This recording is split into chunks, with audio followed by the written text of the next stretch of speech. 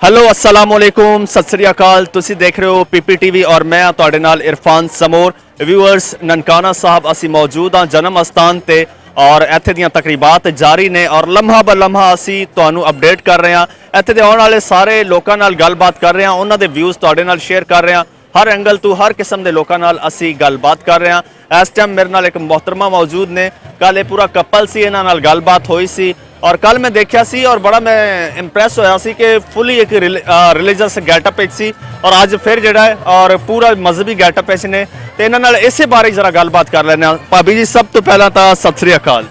वाहिगुरू जी का खालसा वाहिगुरू जी की फतेह।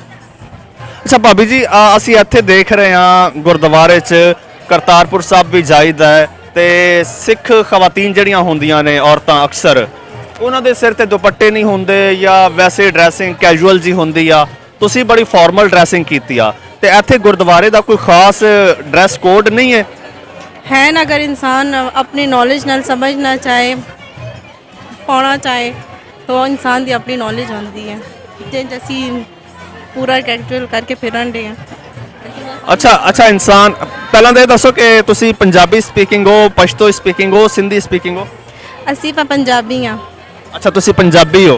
हाँ जी ते पंजाबियों का तो एक होर खास जिहा ड्रैस होंदा है ते तुसी लेकिन जरा डिफरेंट कीता वा बस की करिए अपनी होंदी है की करिए ते इंज क्या जां जबरदस्ती तुहानू ड्रैसिंग कराई है नहीं ये मेरी अपनी वो है। अच्छा अपनी चॉइस जी जी अपनी चॉइस। अच्छा मैं ये पूछना चाह रहा सी कि इत्थे आस-पास तुहानू काफ़ी औरतां नज़र आ रही ने किसी ने दुपट्टा लिया है कोई किसी का सिर नंगा है तो इत्थे दा कोई खास कोड नहीं है कोई खास पाबंदी और खास ड्रैस के जनाब तुसी लाजमी धार्मिक ड्रेस से चाहना है गेटअप खास होता है लेकिन यहाँ पे हर लेडीज़ को हर लड़की को बोला जाता है वो इस पे अमल नहीं वो करते तो अब इसमें हम लोग तो कुछ कह नहीं सकते लेकिन मेरा कहना है कि उन्हें खुद भी वो होना चाहिए कि हम जिस जगह पे आते हैं रुमाला पहनना चाहिए दुपट्टे ओढ़ने चाहिए।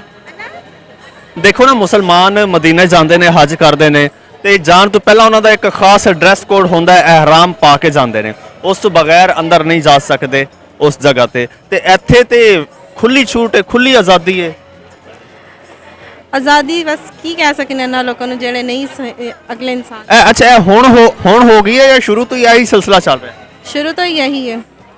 अच्छा तुसी इत्थे किन्ने अरसे तो आ रहे ਅਸੀਂ ਜਦੋਂ ਛੋਟੇ ਸਾਂ ਨਾ ਬਚਪਨ ਤੋਂ ਲੈ ਕੇ ਅੱਜ ਤੱਕ ਆ ਰਹੇ ਹਾਂ।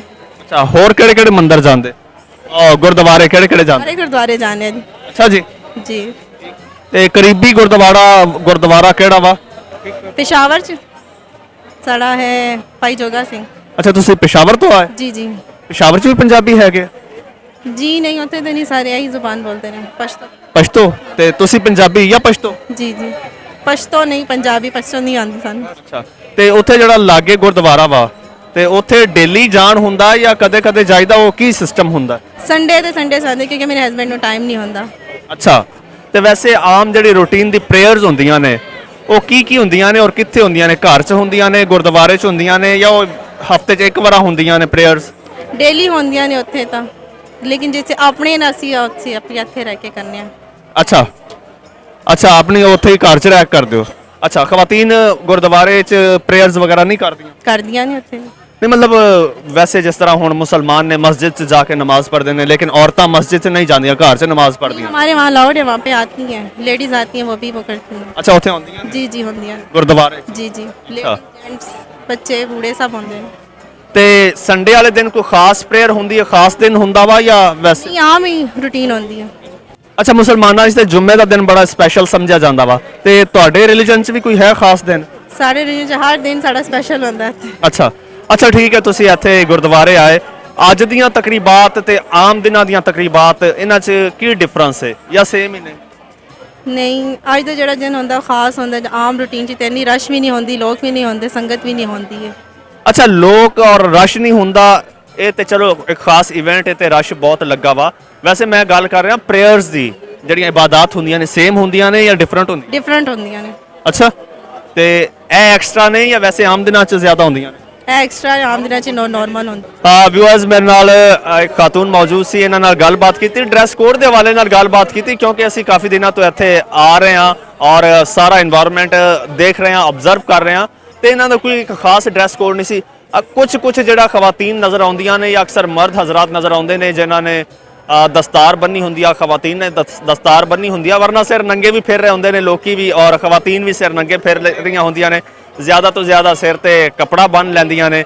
ਲੇਕਿਨ ਇਹਨਾਂ ਨੂੰ ਮੈਂ ਦੇਖਿਆ ਇਹਨਾਂ ਦਾ ਖਾਸ ਇੱਕ ਡਰੈਸ ਕੋਡ ਹੈ ਪੂਰਾ ਧਾਰਮਿਕ, ਔਰ ਕੁਝ ਨਜ਼ਰ ਆਉਂਦੀਆਂ ਨੇ ਖਵਾਤੀਨ। ਲੇਕਿਨ ਉਹਨਾਂ ਨੂੰ ਚਾਹੀਦਾ ਜਿਹੜੇ ਲੋਕ ਇੱਥੇ ਆਉਣ, ਇੱਥੇ ਦਾ ਇੱਕ ਇਹਤਰਾਮ ਕਰਨ, ਇੱਕ ਖਾਸ ਇਹਤਰਾਮ ਹੈ ਰਿਲੀਜੀਅਸ ਪਲੇਸ ਦਾ, ਉਹਨੂੰ ਮੱਦੇਨਜ਼ਰ ਰੱਖਦਿਆਂ ਹੋਇਆਂ ਆਪਣਾ ਜਿਹੜਾ ਇੱਕ ਖਾਸ ਲਿਬਾਸ ਹੈ ਉਹ ਤੇ ਕਮ ਅਜ਼ ਕਮ ਪਾ ਕੇ ਆਉਣ। ਮੈਨੂੰ ਇਜਾਜ਼ਤ ਦਿਓ, ਰੱਬ ਰੱਖ।